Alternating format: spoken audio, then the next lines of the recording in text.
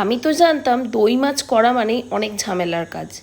তো যাই হোক, ঠাকুরবাড়ির রান্নার বই থেকে জেনে নিলাম এটা খুবই সহজ পদ্ধতিতে কিভাবে বানিয়ে নেওয়া যায়।